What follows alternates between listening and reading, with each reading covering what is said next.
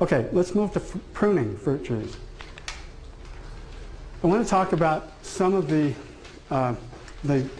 basics of pruning fruit trees. All right, you have heading cuts and you have thinning cuts. The heading cut is the removal of part of a branch or shoot. It's used to promote branch development, especially on young trees. It stimulates growth just below the cuts, which is important because then you could have shading of lower wood if you have too much growth from a heading cut. It can reduce sunlight penetration for that reason. Okay, these are heading cuts, the 3 heading cuts that were made here. Now in cherries are very apically dominant. What that means is the shoot grows and grows and there's no branching, it grows and grows and grows. That's apical dominance. The tip of the shoot has an influence. It's a hormone called auxin, indole acetic acid. It's produced in the tips and in the leaves, moves down the plant, prevents those buds from growing. It's real strong in cherries, apical dominance. So you have to head cherries, not necessarily, but if you let them grow straight up, you have to head them or else there'll be no branching. So this is heading that was done probably the previous year, and so you can see spurs starting to develop a little bit. But on these upright branches, spurs don't develop very well. If you bend the branch down, all of a sudden it starts to spur up, more fruiting, more flower, and you get less growth and it starts to branch too. So bending is actually much better than heading. But heading can be done if you do it in the summer. It's less, you produce less vigorous upright growth. It'll get branching, but if it's done in the summer, you can speed the branching process up quite a bit. A thinning cut is the removal of an entire branch or shoot. And it's used to prevent crowding and to improve sunlight penetration. And equally important, it defines the main branches. Now, you use thinning cuts and heading cuts both in fruit trees because in order to keep a fruit tree at a certain height, you have to do a heading cut. Or else, if you just thin them, that branch that's left is just going to get taller and taller. So we do heading and we do thinning cuts, both very important. This is the Asian pears that we were looking at the Horticulture Center. I took a before and after picture, and this is what thinning is all about. Most landscape trees, you do only thinning cuts, unless it's a young tree and you're trying to promote branching. In landscape trees, we do thinning cuts, and there was a lot of brush in these things. So this is after pruning, and I don't know that it's the best way to do it exactly, but notice, there's a lot fewer branches. These things branch so much, and if you do a lot of thinning cuts, you can remove some of those branches, which strengthen the other branches that are left.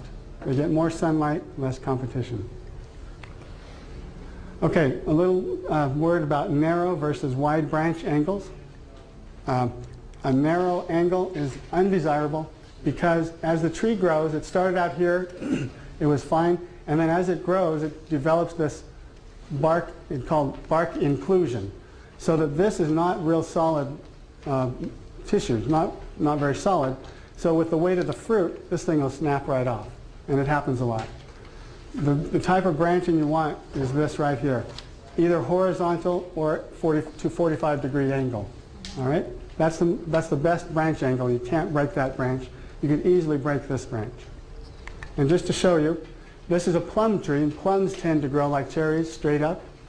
So we want to avoid this situation where we have all the branches emanating from the same point, and that was right below where it was cut at planting, and separate those somehow.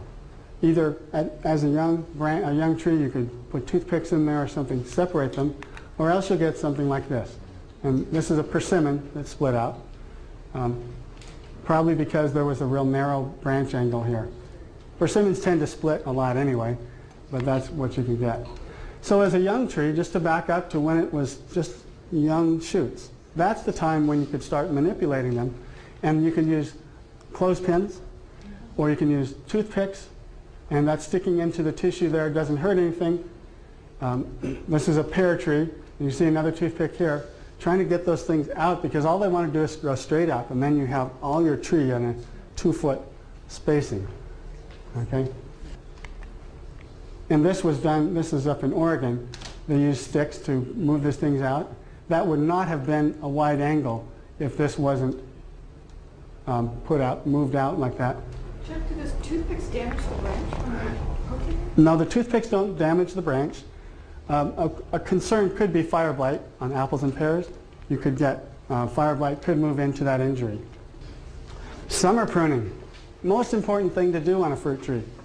The purpose is to promote scaffold branches on a young tree. This is young trees. Promote good scaffold branch development.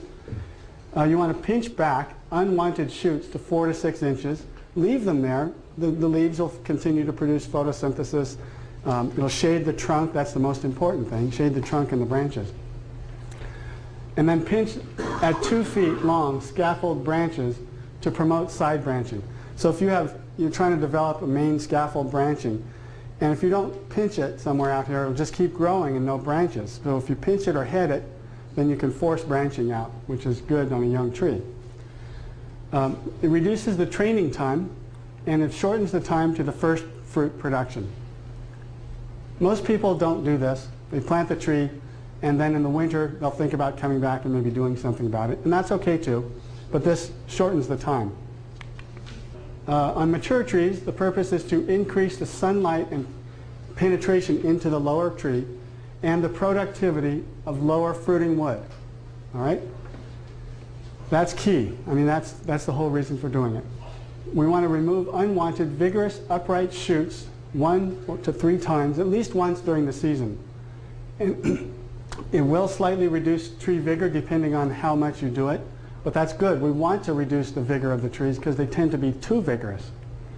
Large branches may sunburn, though, if you do excessive summer pruning. And that's important to remember, not to prune so much that you burn the branches. So if you start out with a young tree, summer pruning, opening the center on an open center tree, then there won't be a problem in summer pruning because you'll have young branches down there that will shade the trunk, or the main branches, scaffold branches. Okay, open center, most commonly used. Stone fruits and almonds in particular, and you can also use it for apples, pears, figs, and persimmons. So it's pretty versatile. You can use it for nearly everything. Select the scaffolds during the first 2 growing seasons, as I mentioned, during the summer, spring and summer. Touch up in the dormant season. I like to do most of my pruning during the growing season. And then in the winter, you can see the branches better, then you can do your detail pruning then. Keep the center open during the summer from the start. If you do that, then you won't have problems with sunburn of the branches. Okay, this is an open center peach at the Horticulture Center. So it's got 3 scaffold branches, and these aren't as close as they look. I don't think. They shouldn't be anyway. This is probably about 2 feet distance between those. And as you can see, it was headed here, and then the branching started to create our secondary scaffold branches. And then if this was headed up here, you'd start creating tertiary scaffold branches. This is an apricot in its 2nd year of growth. Notice we had some sun exposure here, probably the previous season or this season. In the afternoon, the sun was hitting these branches too long, so I painted them white, and the trunk was painted white from the start. But after you get this canopy of growth, there's no need for the paint. You don't have to keep repainting it as long as you have the canopy, the leaves, shading the trunk. But you can see it was cut here, and there's 1 scaffold, 2 scaffold, 3 scaffold branches. It's really hard to tell, but we're looking for a radial distribution of those branches. And we're also looking for a vertical distribution if you can avoid all the branches coming out from that same spot right below the cut.